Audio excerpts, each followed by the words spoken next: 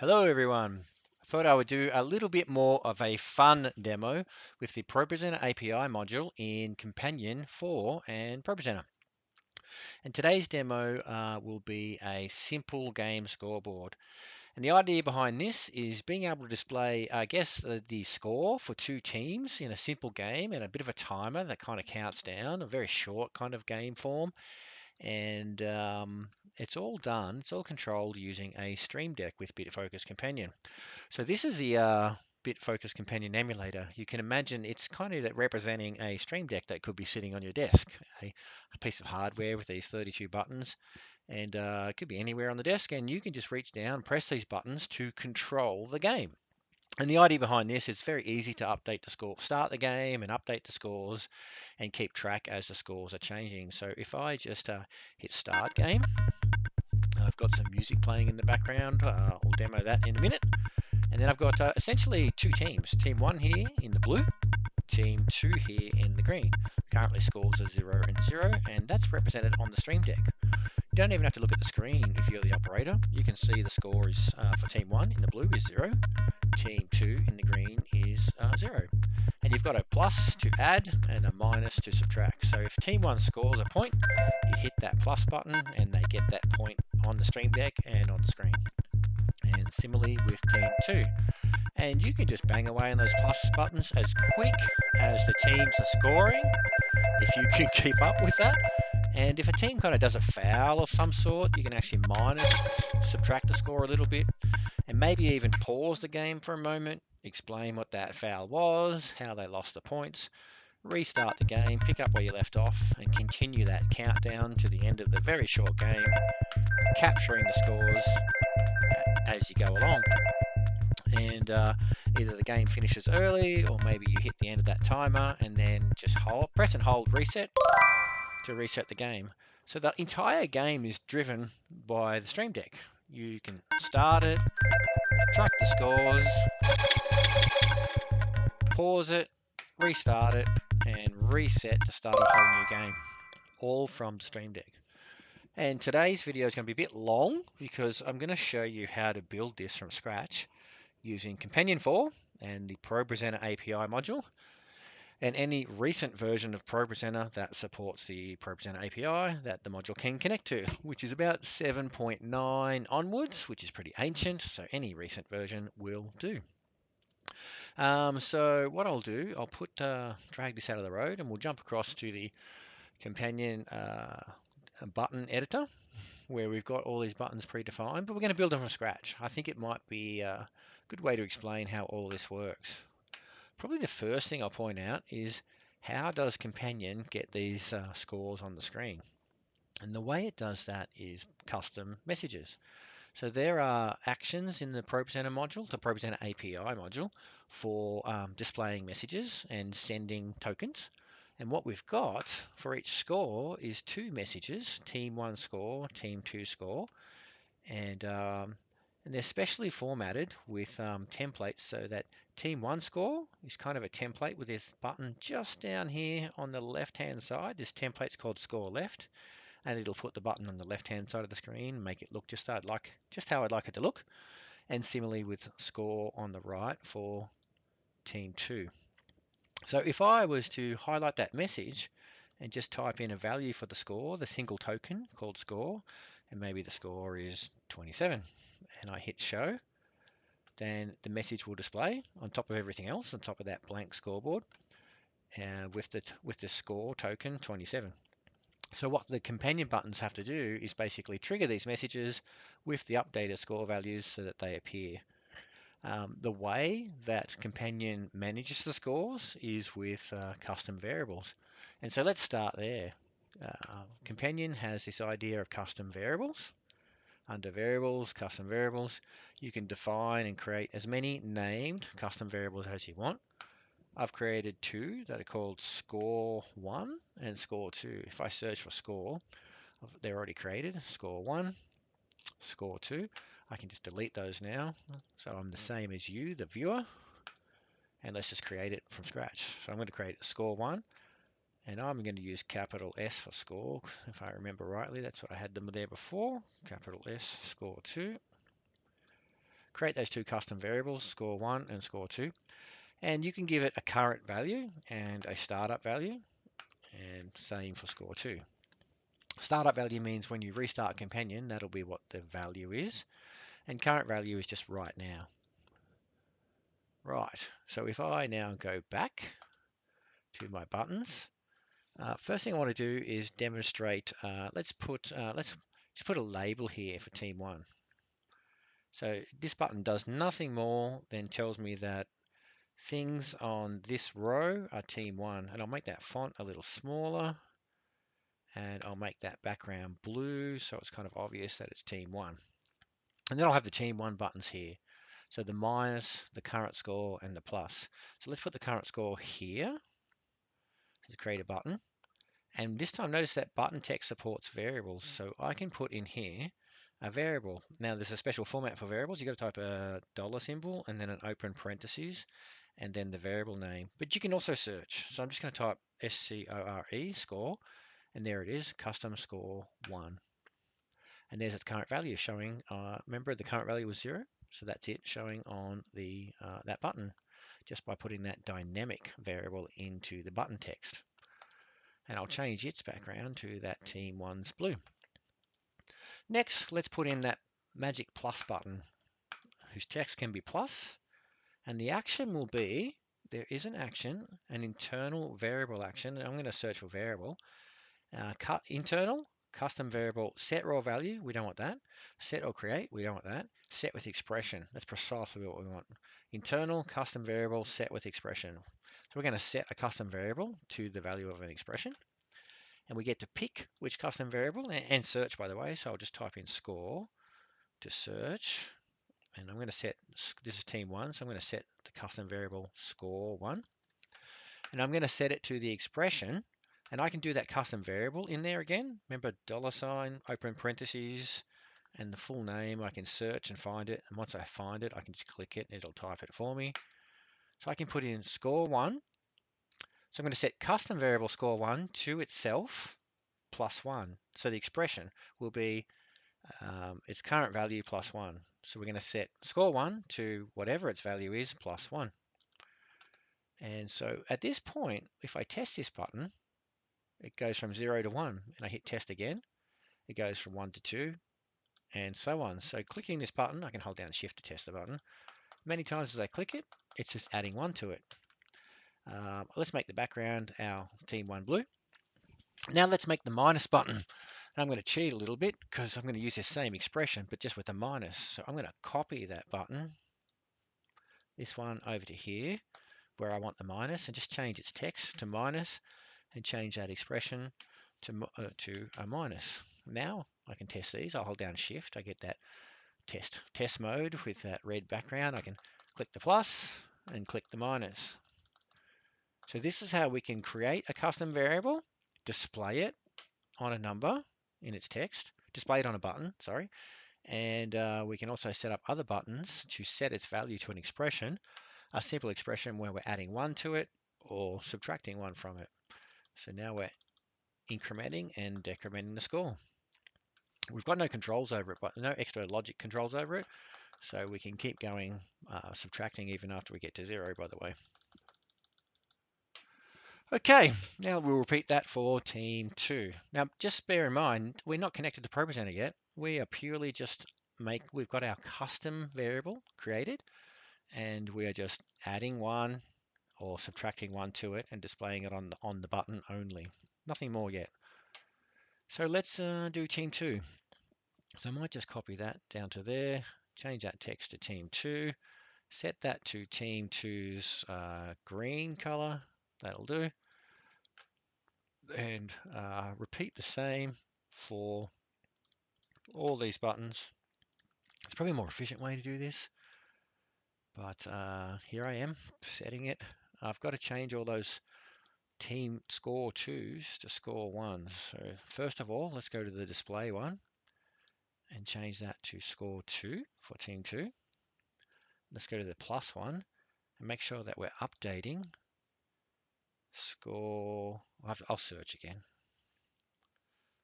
Score 2, and this time we're going to edit that expression to score 2. +1. And we'll do the same. Make sure we remember to change this to score 2, not score 1. We don't want that button to update score 1. We want it to update score 2. So at this point, these green buttons are updating a different variable. They're updating score 2 to itself -1 or to itself +1. And this button is displaying score 2. So up, increment score 2, decrement score 2, and display score 2. Still not connected to ProPresenter. We've just built custom variables and buttons to display them and decrement them and increment them. But we've basically created scores that we can control.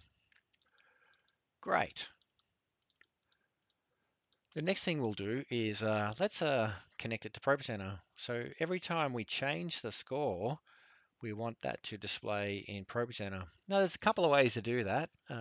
Perhaps the most efficient way is to set up a trigger for when the score changes and then use an action to send a message.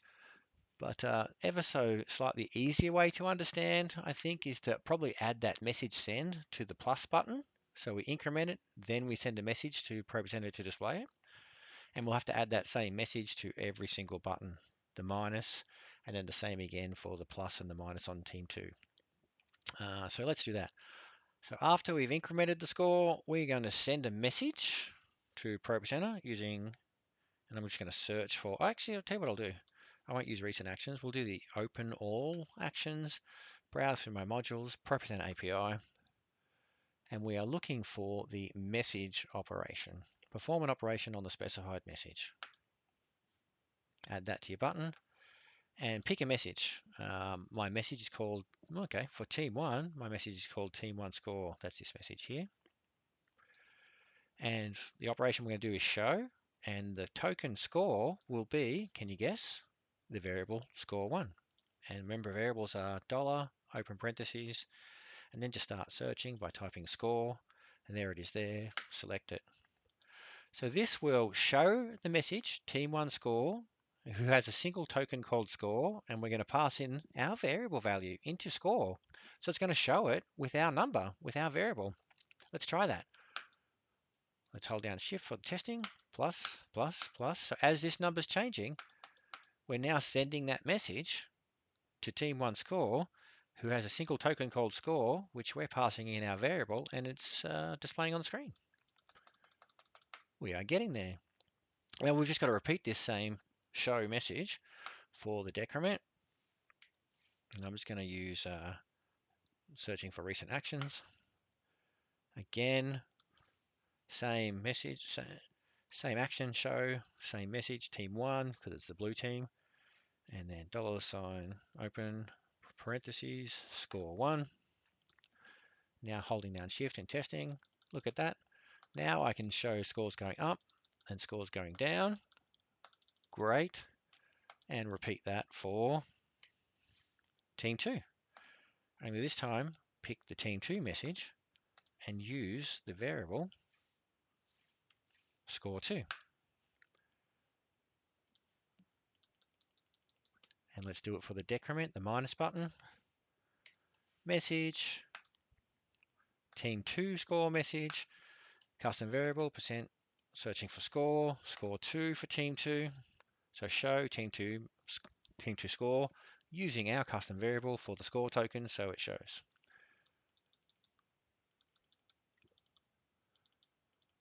And a bit later, I'll show how to set those, well, a little bit about how those templates were created for the messages.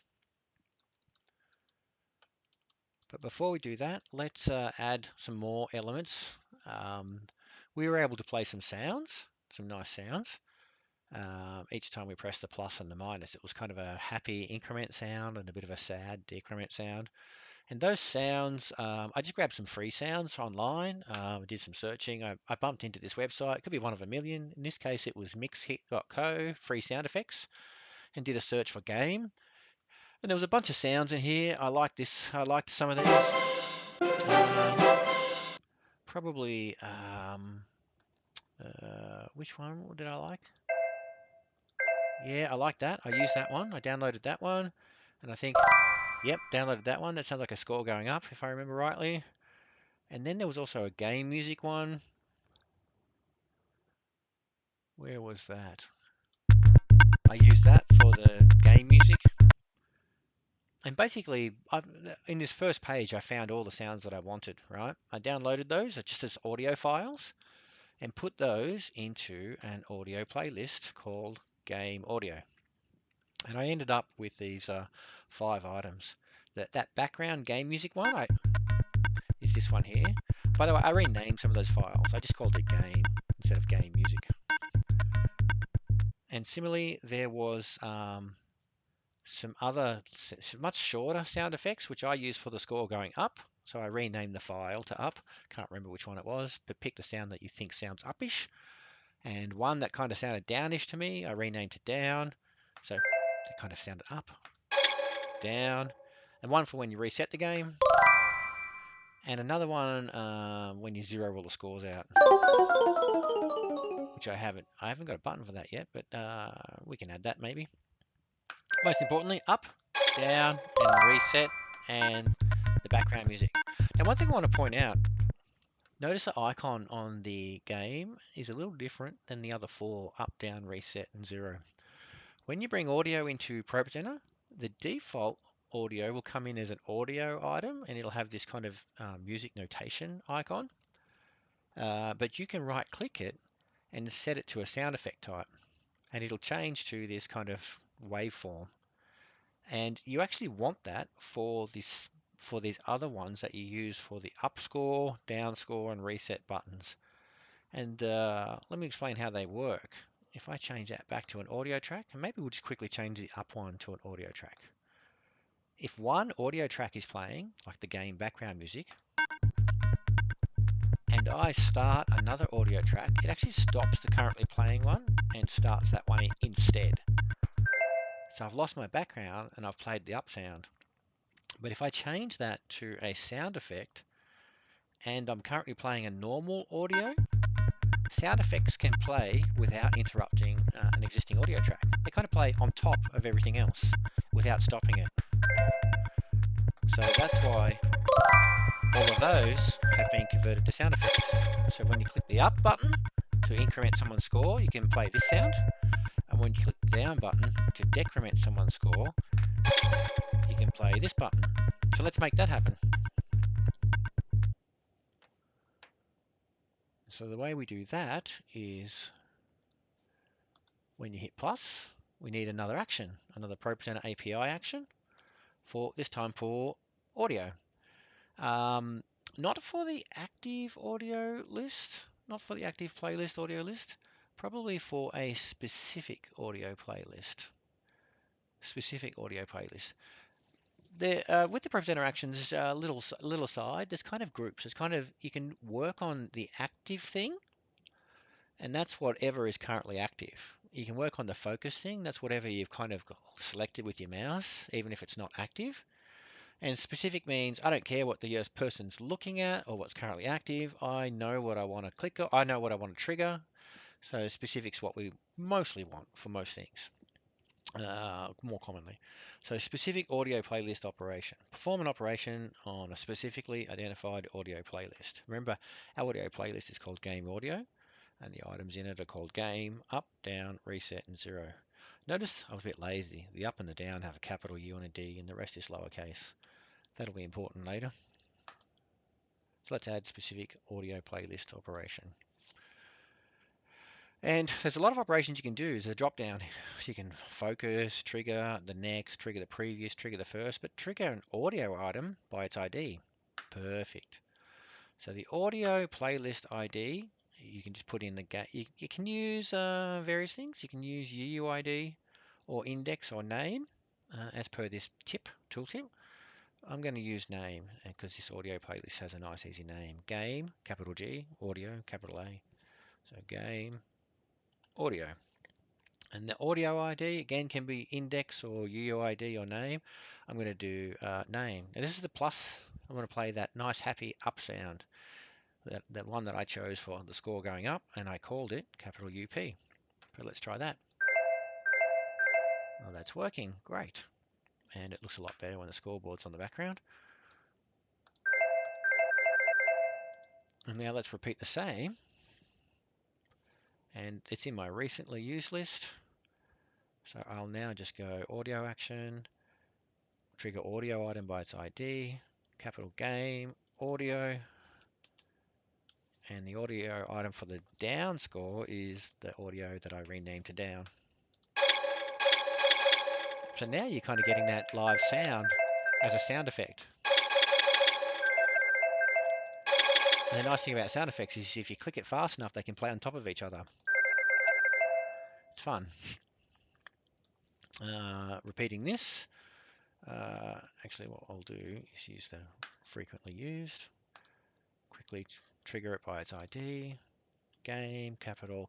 So I think it's case sensitive. Pretty sure it's case sensitive. If I made a typo and had that as lowercase, game audio, didn't match that uppercase A, then I think that fails. Let's test that. Yeah, it does. Yeah, case sensitive. Make sure to get that right. And let's add that specific audio playlist operation. Trigger an audio item by its ID. Game audio is the name of the playlist. Down is the name of the item that I want to play when you hit this minus. So now we've got the two teams' scores. Plus, minus, plus, minus. That's pretty good. Now we just need probably a start game button, and I'm going to put that here and just call that start game. That'll do two things: to start that background game music and start a 3-minute countdown timer. So we'll do another audio action, specific audio action, specific audio playlist operation, and we'll also do a timer operation. We'll start our 3-minute timer that I've got linked to display there. So the audio will be trigger an item in the audio playlist called game, capital A audio. And this time we'll play that game music. Game track. That'll play in the background. And I've set that playback behavior to loop, ideally. So it plays for a bit longer than 30 seconds. So if I do that, I should be playing that game music now. And I can still control the scores.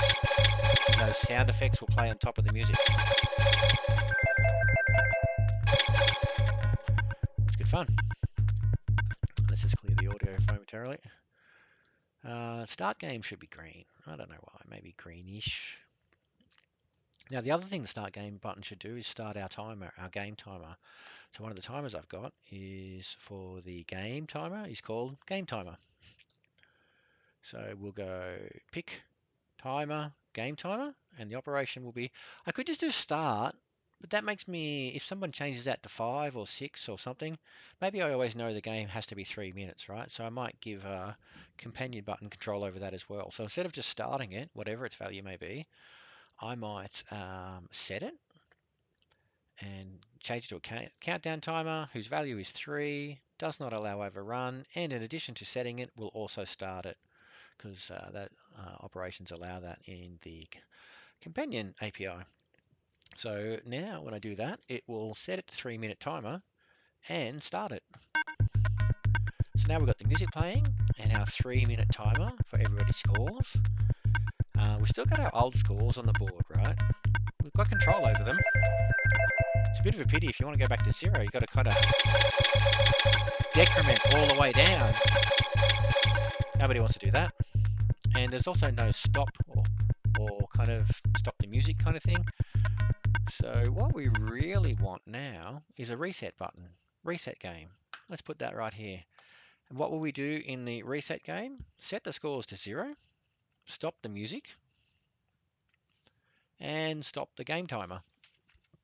So that's several actions, and reset's pretty important. It should be like red. Okay, first action is stop the music. So let's go audio, ProPresenter, actually no, audio is a clear item. Clear operation, and we target the layer, audio layer. So now, if the music's playing and I run a clear operation that targets the audio layer, that'll clear the audio. We also want to do a timer operation, ProPresenter API timer, specifically for the game timer, and we want to reset. Let's press and hold that. 3 minutes. Great. So if the music was running, this will stop the audio and reset the timer.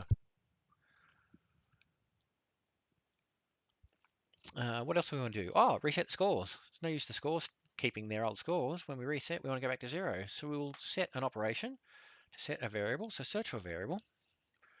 And this time we're going to set variables just to a raw value, not to an expression. And we're going to set, I've got a lot of custom variables, so I'm using search. So score 1, set it to 0, and repeat that action. Actually, there's a duplicate option here, isn't there? Good. And change that to score 2 and set it to 0. So now when I hit reset game,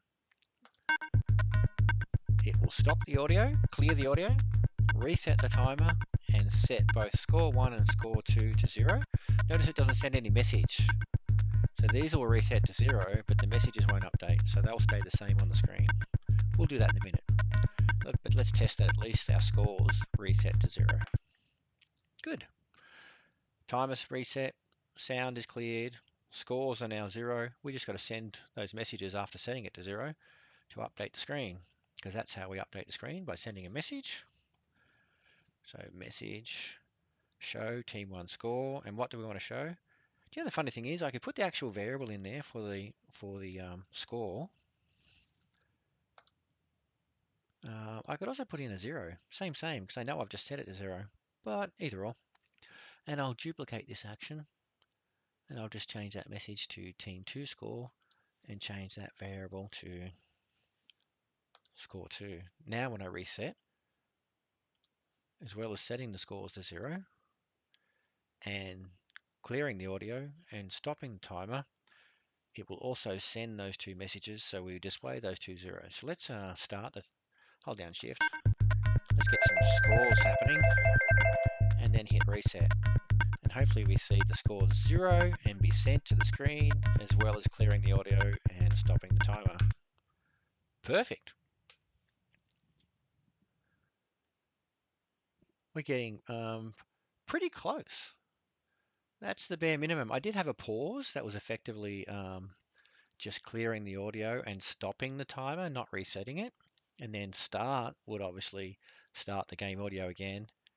And actually, start would reset it to 3 minutes. Maybe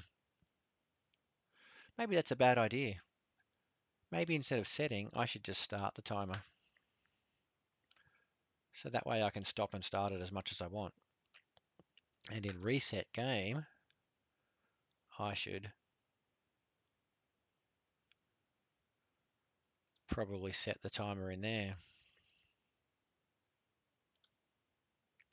And then set that to 3 minutes. And perform a reset. That's probably a better place, in the reset button. That way when I go to create my pause button, which I demoed earlier,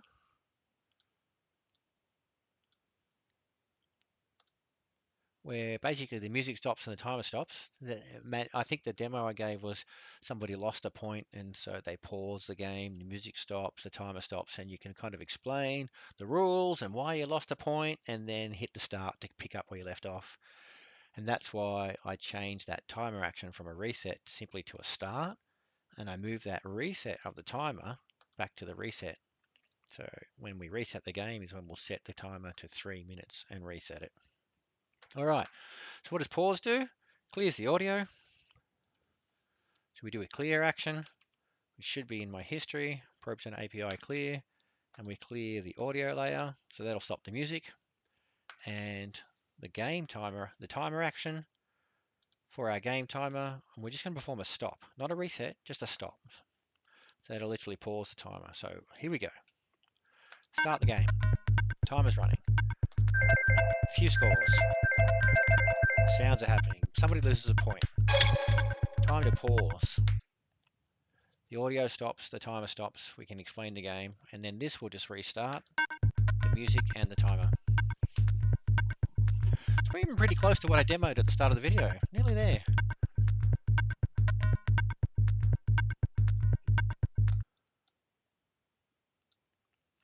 Probably the only thing that I would add is in the reset game, it's probably a good idea to trigger that slide.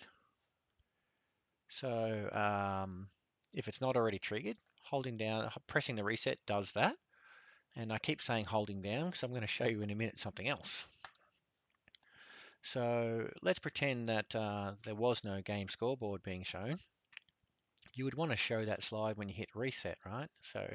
And the way I've done that is I've made a separate playlist called game, and my presentation is inside that called game, and that way I can add to the button a playlist operation that says for the playlist called game, trigger the first presentation. So let's do that. That's one of the operations that you can do with Companion. So searching for more operations on the reset button, ProPresenter API, and looking for specific, but this time a playlist operation. Not a presentation operation, by the way, playlist in this case. More on that in future demos. And we don't want to focus a playlist or trigger the next or trigger the previous, but we want to trigger a playlist item by its index. And the playlist ID is the name of the playlist. So I've put this one in a playlist called game, and the presentation is the first presentation. And indexes count from 0, by the way. So first is 0. So the playlist ID is game, and the index, not the name, but the number, numerical index starting at 0. Inside that playlist, well, there's only one item. It's the first item is 0. So now the reset will clear the audio, reset the timer, reset the 2 scores, show the 2 scores as 0, but it'll also trigger that background if it's not that, trigger that slide, right? Trigger that presentation, trigger this game presentation in that game playlist. So let's do that. Perfect. All right, so that's mostly there. One thing that I had in my demo was I feel like bumping the reset would be a bit of a shame. So we're going to take advantage of a feature in Companion where we can get a little clever and make it so that you have to hold it. And the way that works is you edit the button and you basically put at the start of all your actions kind of go in order. And in this case, the order doesn't matter too much, but we're going to put at the start of all of those a wait action, an internal wait action. And it's in milliseconds, which is thousandths of a second. So we're going to wait maybe half a second, 500 milliseconds. Now it's at the end of all my actions, so I can click and drag. Let's drag that up and scroll at the same time till we can pretty much put it right at the top of our action list. So what this means is when I press, it will wait basically half a second, then do all these actions. So how do I make it so I have to hold it? We do a trick, kind of a debouncing trick.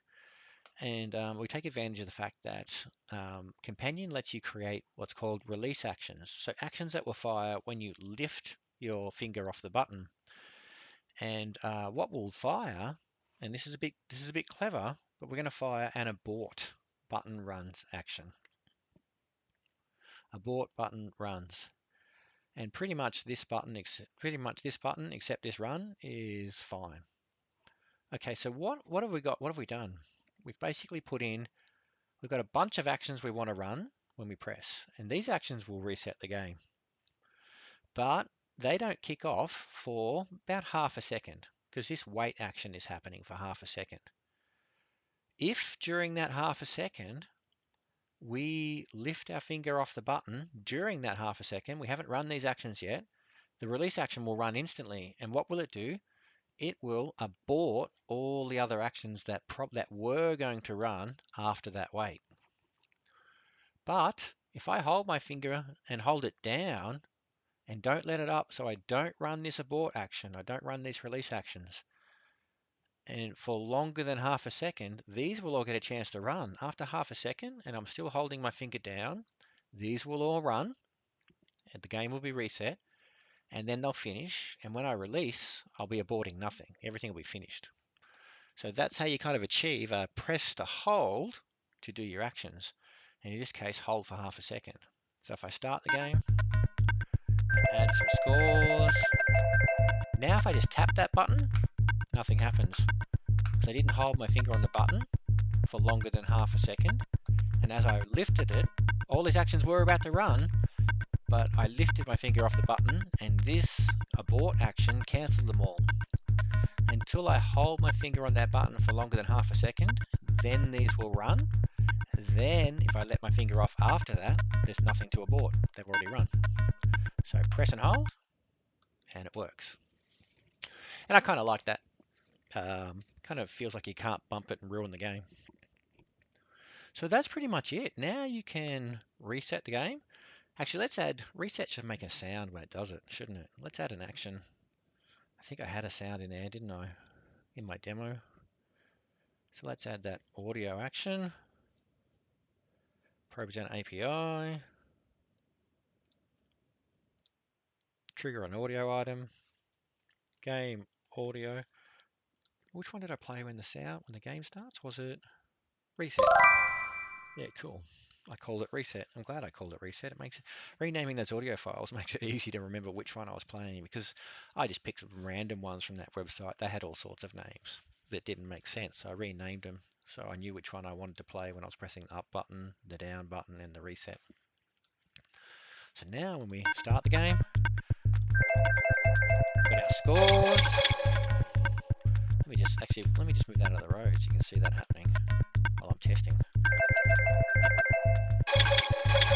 We can pause, restart, and at any point we want, we can hold our finger on this and meaningfully reset the game and play that nice reset sound. Okay, what does the presentation look like? How do you recreate the presentation? Well, the presentation itself is mostly static. This is just text and text and text. This is text that says game paused, and I've also put on the scrolling feature because I thought it looked cool, and had a bit of fun with the fonts, etc. But I've set the visibility tied to the game timer. So basically, game paused is only visible when the game timer is not running and it has time remaining. Meaning, if you run out of time, it probably shouldn't say game paused. So every time you pause the game and stop the game timer, this will display because the game timer is not running. And when you restart the game, that'll disappear. The scores are not in the presentation. Remember, they're messages, separate messages. And those messages are defined in the messages as team 1 score. You can name it whatever you want, but you make sure to pick it when you're using the message actions. I chose team 1 score and team 2 score. And the trick with those is they need a single token called score. And then when you're sending that message, you will have that single token called score, and you'll pass it in the variable value. And to display it in just the right point in the screen so it appears, so the team 2 score appears below the team 2 or wherever it's meant to. Maybe you'll have it above, right? You'll have a different design maybe. And the team 1 appears in the right spot. Now, they're done by message themes. And so if you go into here and I go into my theme editor, you can see that my score right is got just a nice text box here with a fun font, etc. And my score left. How did I know?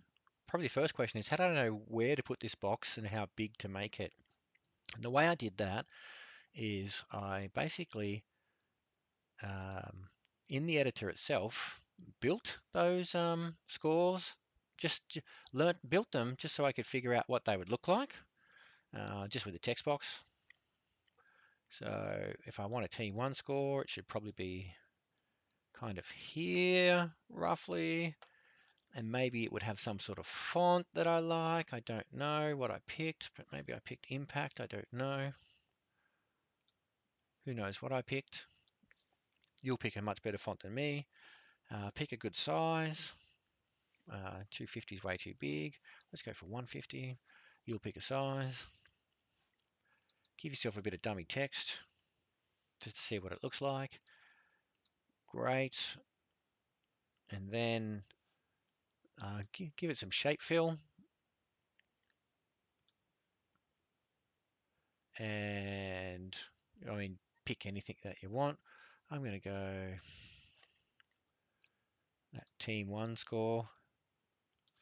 Maybe give it a stroke around the edge. And get that looking just the way you want. Pick your fonts and make it look like however you want. And once you kind of, I mean, this is ugly as, right? You're all probably thinking that, that's fine. But once you get the score kind of figured out and you build one for team 1 and you build another one for team 2 and you get that color, you get all the colors looking a lot better than the guy doing the YouTube video and you get it looking really nice, maybe that stroke should match. Yeah, it should match, shouldn't it? Yeah, that looks a little nicer. Why am I getting distracted by this? I don't know.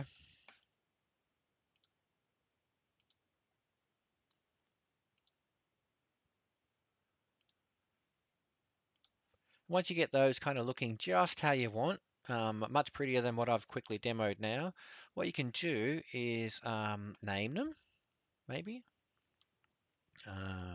Score 1, doesn't matter what you name it. This is not too important. Just grab those two and just, and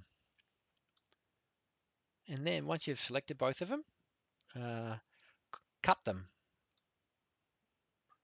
pull them out. But now they've been designed and they're on your clipboard and they're in just the right spot to look good. Then when you go into your theme editor and you might make a new theme, get rid of that default text box and then paste your 2 scores. And you've got score 1 and score 2. And just duplicate that. And then for the first one, get rid of one of them. And for the second one, get rid of the other. And now you've built a perfectly sized and positioned that suits your kind of scoreboard. And this one, you might rename it. And this might be score left or score 1 or team 1. And this one might be score right or score 2 or team 2. Give it some useful name. And then your message can be configured to use that one. So team 1 score, team 1 on the left, might use that one that I just built, and team 2 might use that one that I just built. So when I show messages using that, it now uses those freshly built and somewhat ugly ugly scores. So that's how to build the messages and get them formatted just right. Oh, and by the way, this text box here is just linked to the timer, of course. Link text. Link that to your game timer so it's displaying the game timer. So I think that's it. I think that covers everything. We now have a complete game that we can run with some background music, control the scores from our Stream Deck, pause anytime somebody wants to talk, restart, pick up where you left off. We can score pretty quickly. It's very fun to be able to click the buttons and make it all happen. And when it's all said and done, press and hold, reset the game for next time. So that's it. Thanks.